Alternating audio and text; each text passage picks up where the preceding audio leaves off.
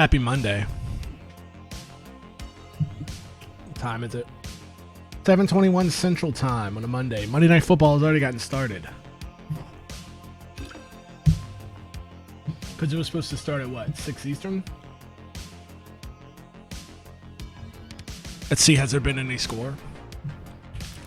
Let's take a look. Titans are up. Titans are down second quarter against the Bills 7-10. My work colleagues were super excited about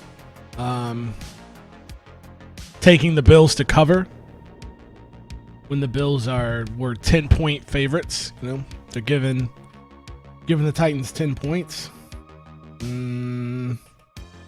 I didn't feel great about that. Not one bit. So the Bills are only up by 3 with 5 to go in the second. 7-10, competitive game. Titans are not good. The Bills, I like the Bills. But the Bills are streaky. I put it that way. Streaky. I'm not going to spot them 10 points and expect them to cover any game. I'm not saying they can't win. They should beat the dog. They should do a lot of things. They should go to the damn Super Bowl. They should beat the dog shit out of the Titans tonight. But they're streaky.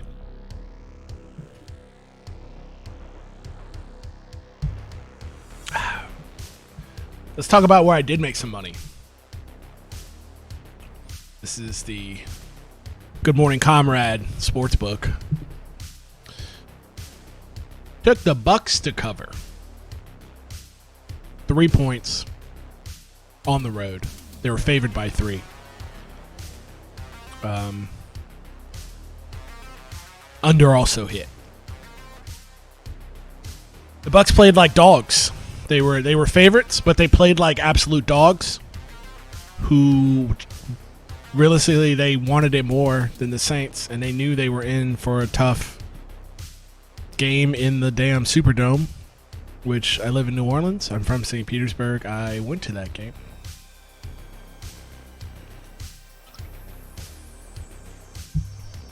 Gonna say some shit. Slightly classist. I'm the kind of guy that I'm not going to spend a ton of money.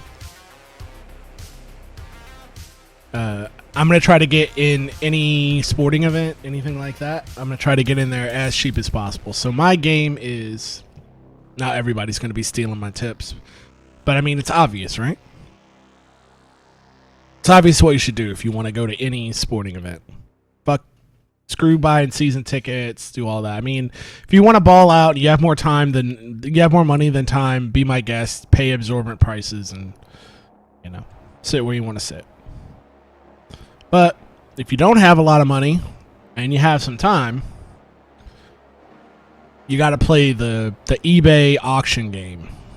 Now, obviously, I'm not literally talking about eBay, but I'm talking about sniping. It's the same thing that I used to, when eBay was a thing, when it was cheap to buy stuff on eBay, which it's not cheap to buy or sell anymore. You used to be able to snipe auctions. We can do the same thing, snipe tickets.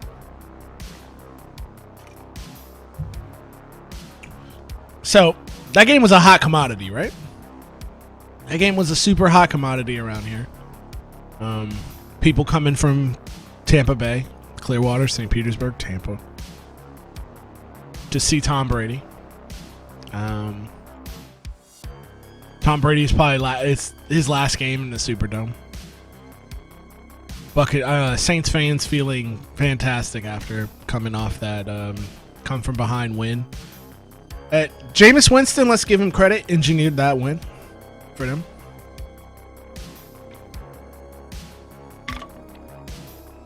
Finishing off my protein.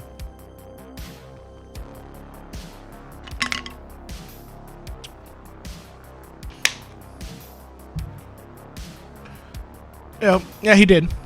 So, I'm not a Jameis Winston fan. He kind of hit me in the feels. He kind of won me over when they beat the Bucks last year. I was at that game too. And he took that horrendous horse collar tackle. Horrendous. If you don't know what a horse collar is, imagine I come behind you and I put I put my hand, right? Like a claw, and I put it right into the collar of your shirt, right? So imagine if I grab you from behind like this and I just rip as hard as I can. Horrendous. Because your whole body just crumples, and his ACL crumpled when he did that, and it just tore in half, and you know. But my man was on Percocets. Whatever shot they gave him, doped him up in the locker room to where he was, after the game, my man was on 2 crutches in the locker room hitting a jig. Out there hitting the gritty. I said, you know, good for this guy, man. But I don't like him. Never have. One, he's always been sussy for throwing the game. You know, he threw 30 picks last year he was in Tampa. Sexual abuse allegations. Stole crabs from Publix. You know? Weird shit. Real weird shit. So I've never really been a fan of the guy, but I'm willing to like give him, you know. He plays here now in New Orleans. He plays for the Saints. So, you know, I want to cheer for the Saints. I want to have fun too. So, you know, God bless. But 2 times a year, sometimes 3, like this year when they get their little AFC matchup and they play the Bengals. I'm also a Bengals fan. Not a bandwagon for this team either. Everybody knows me. You know, I'm old enough. I remember sitting and watching the Bengals. Joe Montana made me cry as a little child. Wanted him to win the Super Bowl so bad. I'm still fucked up that they didn't win last year, and I know that's their window. I mean, I like Joe Burrow. I like the Bengals, but I knew that was their window, and you're not gonna see that same. It's just you're not gonna see that same team. The NFL just usually doesn't work like that. The Bengals are not that guy, pal. They're not gonna come out and just murder people, and they didn't. They're 0-2 right now. They haven't put up a win in the AFC. I mean, good thing is the AFC North looks like T-Rash. Browns suck. The Steelers suck, but they lost. The fucking, you know, but they lost to the Steelers already, so that's a divisional loss. And then the Ravens suck. So it's a divisional, you know. The whole AFC North is just garbage. So they still have a chance to come out of there and win the division, even being down 0-2 now. But back to New Orleans. So, you know, I went to the game, bucked up, wearing all my Buck shit. Don't think anything of it, right? But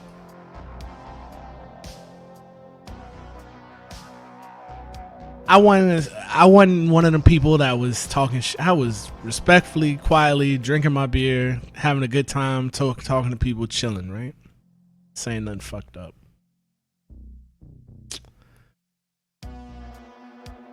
I have one asshole wants to get in my face about some shit. You know, I'm with my wife. I'm like 6 beers in. I'm the most cool, laid back, agreeable, want to agree to disagree, want to get along, try to see things from other people's point of view. I'm 41 years old, and I feel like I'm in a spot where, like, you know what? I have a lot to lose in life. I enjoy my life. You know, I have a good job. I have a good home. A good relationship.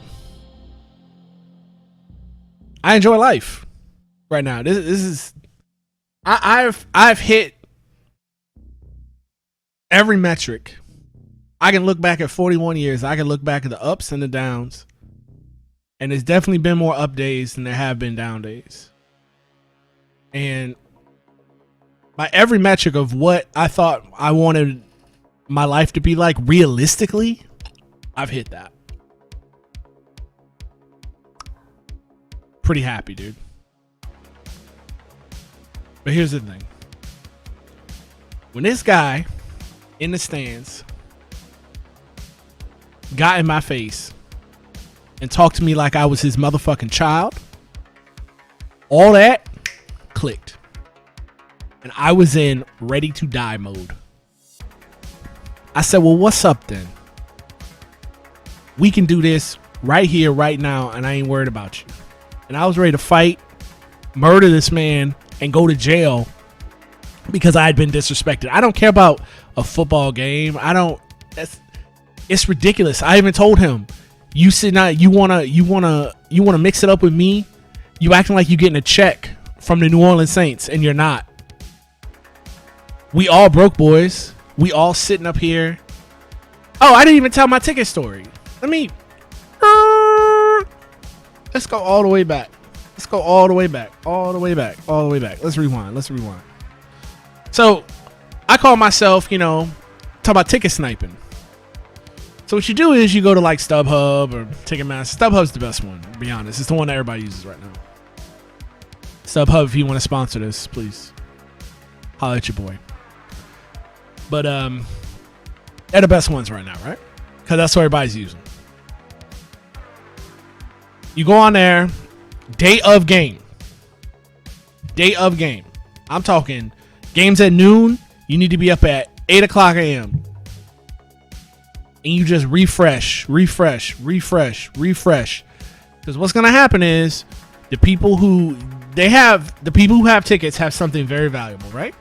Everybody wants to go to this thing. But that thing that has a lot of value has no value. If the game starts at noon, it has no value at 12:01. So you're going to see who wants to unload these things. So you're going to see outrageous prices. The tickets I was looking at were in the worst part of the dome, the 600 sections. Usually I would not even sit up there, but I know this is like a big time game. The chances of me getting into the 100s or the 300s cheap is going to be almost zero. So I'm like, I have to make peace with I'm going to sit up in the 600s, which isn't awful. I just don't like going up there.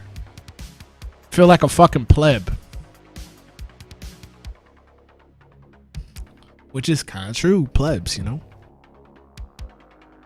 So I'm refreshing, and these tickets that were $200 a piece, right? People trying to get $200 for them. The game starts at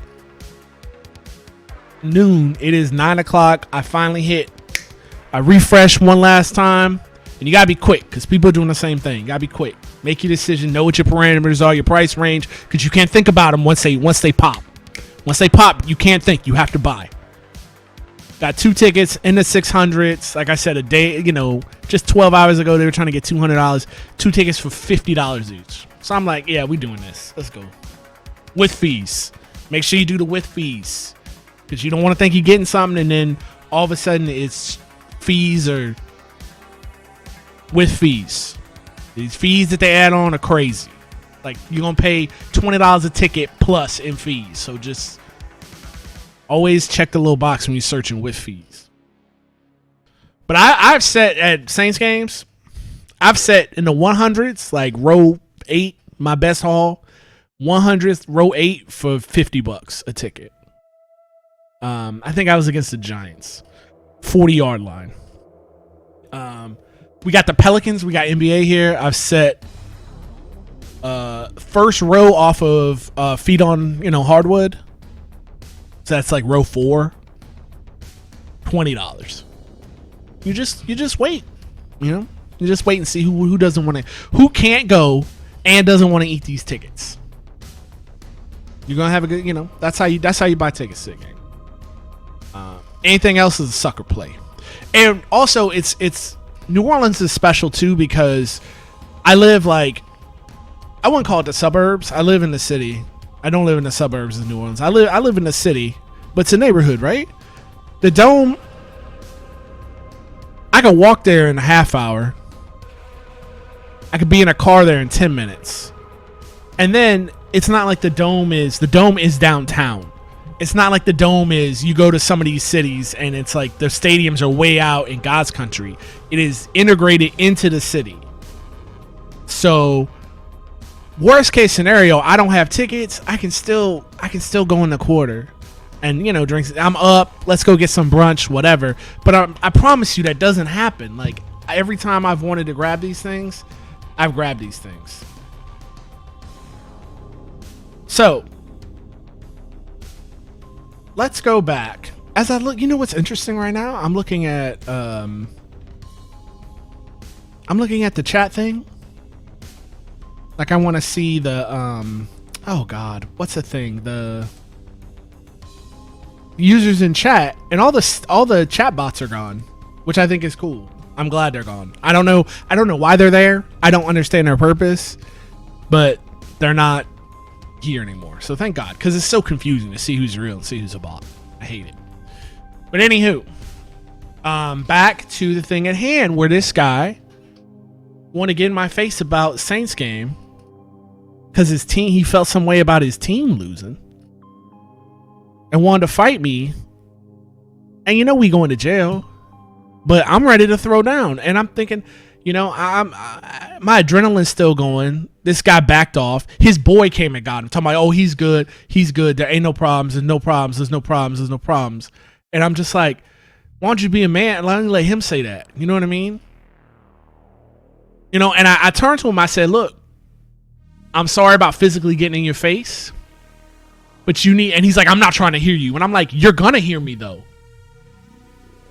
You know, you want to talk to me like a child, I'm going to talk to you like a man. I said, check this out. I apologize for physically getting in your face. Shouldn't have done that. But also, you need to watch how you talk to people, because you don't know me. And you're going to run across somebody that's actually crazy. And you think you're crazy, you think you're bad, that's good. You're going to run across somebody that is crazier. And that's how I kind of live my life.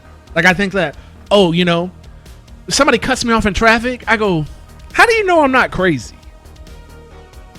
How do you know I'm not the one that's going to follow you home? How you going to play me like that? But they don't know. They're not thinking like that. They're thinking that they're always in there. They're always the main character in their story. They're always the hero. They're always going to come out on top. And I'm not saying you need to be afraid of people. What I'm saying is you need to understand that. I was in the gym today. You need to be. When I was in the Marine Corps, we did our little fighting or whatever, we did our little combat, and they said we did our little like hand to hand, whatever they called it, close quarters, not CQB. I'm thinking of Metal Gear, but what did we call it? I can't remember. They probably changed it 10 times by now. But these people, I remember our little hand-to-hand combat instructor said, look, the first thing you gotta do, he's like, the chances of you going to war and killing somebody with your bare hands is like next to none. Like, that's not gonna happen. That's some fantasy shit, right? That's not gonna happen. Am I too loud? I feel like I need to turn myself down. I keep hitting the red. Let me turn myself down a little bit. I don't know why I'm so loud right now. Okay, I'm not hitting the red anymore.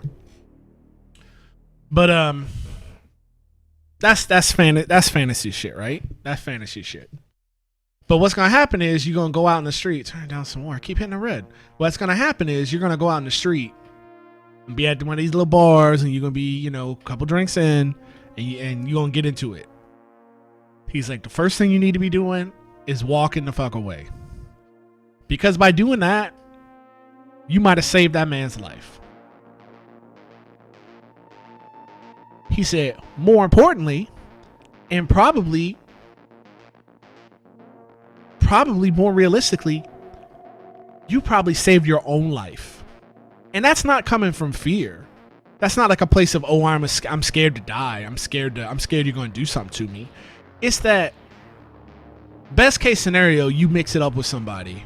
What are you hoping to gain out of it? This isn't like a karate movie where you know, all of Hill Valley High or whatever, and your girl wraps her hands around you, and you're the winner, and everything goes into freeze frame. And this ain't the end of the fucking Karate Kid. You know, this is best case scenario. You're gonna beat the brakes off a motherfucker. You're going to jail. You might have to fight in there, and then the motherfucker's gonna sue you civilly. So think about what you're doing. Now you thinking, oh, you know, I don't give a fuck. I don't give a fuck. My life, I don't give a fuck. I'm the baddest motherfucker. Fuck jail. Fuck all that shit. Okay, I guess. I mean, get it how you live, you know? I mean, what goes around comes around. You know, if that's the way you want to live, just like that guy's going to keep running his mouth until he's going to find somebody who doesn't have the quality of life I have. And it's actually crazy. Because I started to think about this, and it kind of really fucked me up. Because I'm like, this guy right here watching the goddamn Saints, this is probably all he's got, right? He's sitting up with me in the cheap seats. That he could get so animated and so fucked up over this. This is probably all he has in his life is a couple Sundays a year to watch other people live out his fantasy life that he wishes he had. Right? And that's fucking sad. And I'm not coping. I'm not like, oh, you know, I'm not trying to be like your parents and be like, oh, the bullies are so, you know, they're hurt or whatever. Fuck a bully. I don't give a fuck about them. But I objectively think about it, and I'm like, damn, this motherfucker was ready to throw down for something he's never gonna earn a dime from. You know, there was a brawl on the field. At least they're getting paid.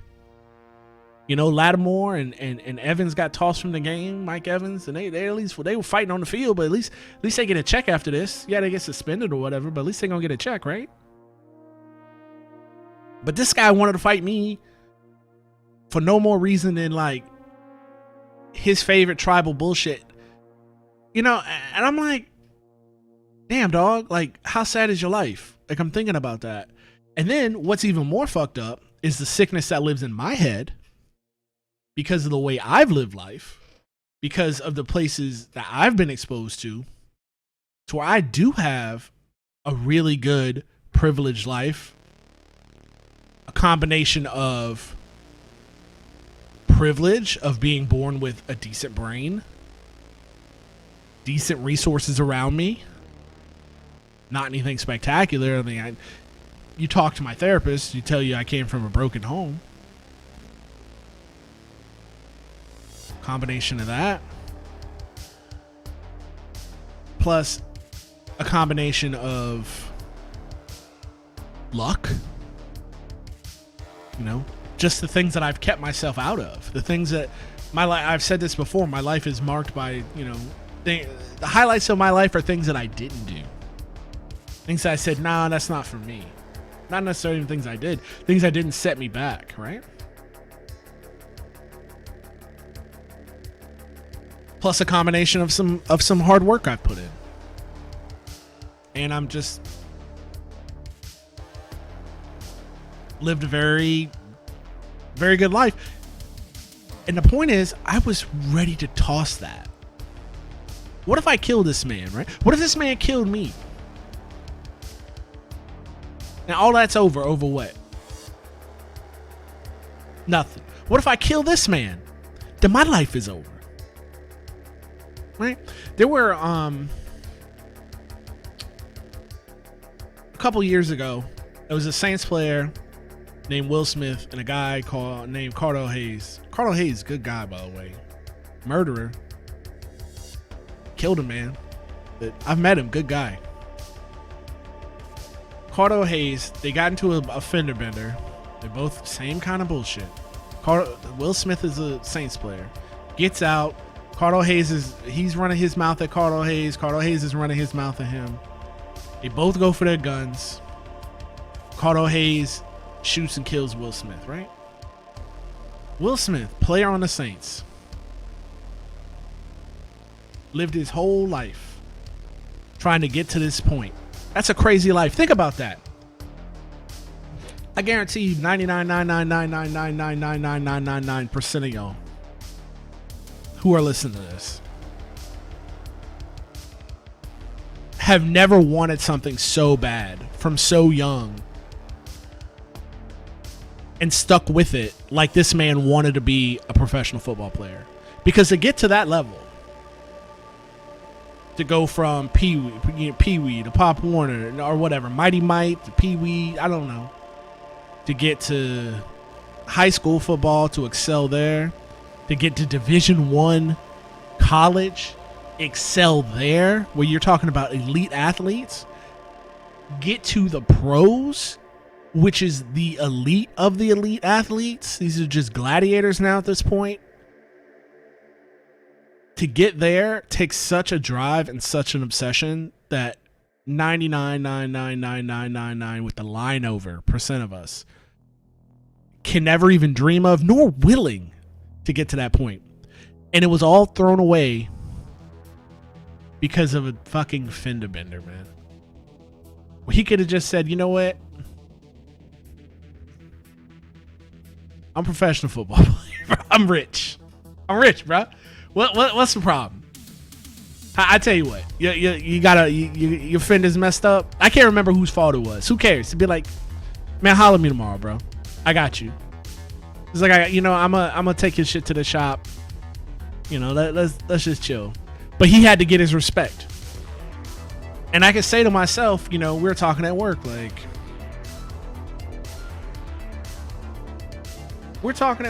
hey, let me turn the phones on. I forgot I didn't have the phones on.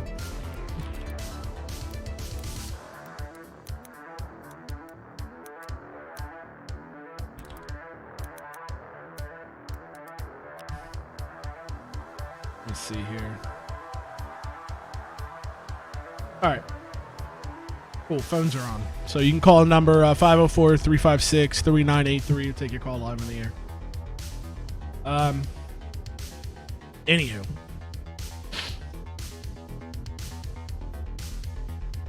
You know, and we were talking at work, I think that Friday. Because I was like, oh yeah, I'm going to go to the game, whatever, and, you know, blah, blah, blah. And we're talking about, you know, one of my coworkers is like, yeah, I went to Atlanta. They wanted to, like, fight me in Atlanta and all this. I said, you know, guys, like, I like to fight at games. I said, you know, he's like, well, me too, I guess. And I was like, man, imagine the kind of person who would get into a fight over a fucking NFL football game. Imagine that person. That's crazy. Couldn't be me. But when I was faced with it, when I was faced with that, pass or fail, I failed. Because I was going to get my respect. Does that guy respect me at this point? Like, wherever he is out in the world, in the city right now? You know? And this is New Orleans. This is a small city. I know we don't run in the same circles.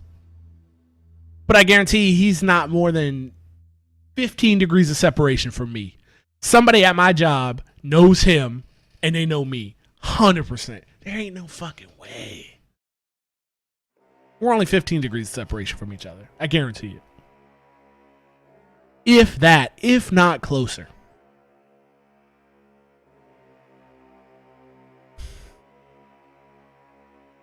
So, I failed. You know? I sit here, I think about it, I go, I'm a person, and I want to tie this into, you know, overall society and why crime happens and stuff like that. But I'll get to there. But my thing is, somebody who I'd like to think of myself as rational and reasonable. I was ready to throw that all away.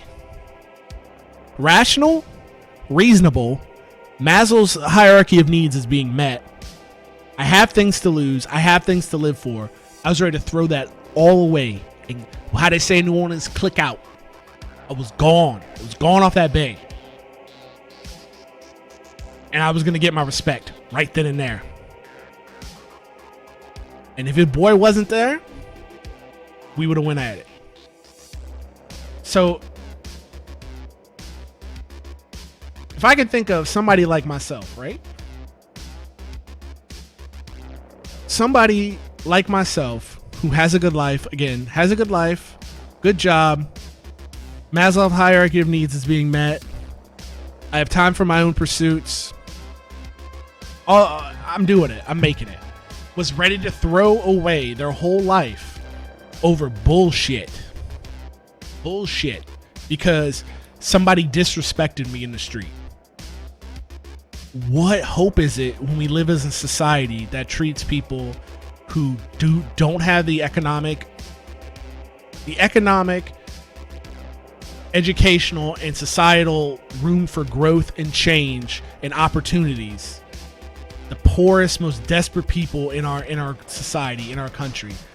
What hope do we have that they won't fly off the handle? Because they I want to say literally don't have anything to live for, but that's not true. Because you take the worst person in the world, somebody loves that person. Somebody cares about whether that person comes home or not. So it doesn't matter how down and out you are. You have something to live for. You have a way up if you just stop digging. But this person, again, going back to, man, this guy's life must be like super sad to get upset about a damn NFL football game. His team getting fucking busted up in the fourth quarter. And I just don't know, until more people understand that we live in a society where everyone affects everyone else. Everyone touches everyone else. Until we live in a society where we can at least set a baseline of existence to where, welcome to the world. You live here.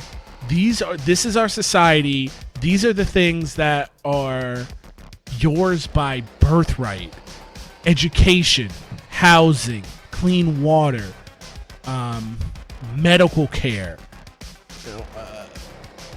FDR talked about a right to a job during the Great Depression. A real, not this bullshit right to work, where it's just a way to destroy the labor's power. A real right to work. FDR talked about this. And until we look at our society to where, like, I will not be safe, safer until I make sure that the most downtrodden people in our society, the quote unquote weakest links, also have feel that same safety, have that same safety net, to where that person, it's no longer an identity to them to enjoy a bread and circus NFL football game. They no longer live and die on it. It's now just what it's supposed to be. It's supposed to be entertainment, right? Until they feel like they have something to lose.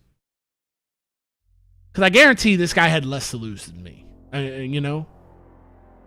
Or if nothing at all, he felt he had nothing to lose at this point. And that's the kind of person I do not want to meet on the street, is somebody with nothing to lose.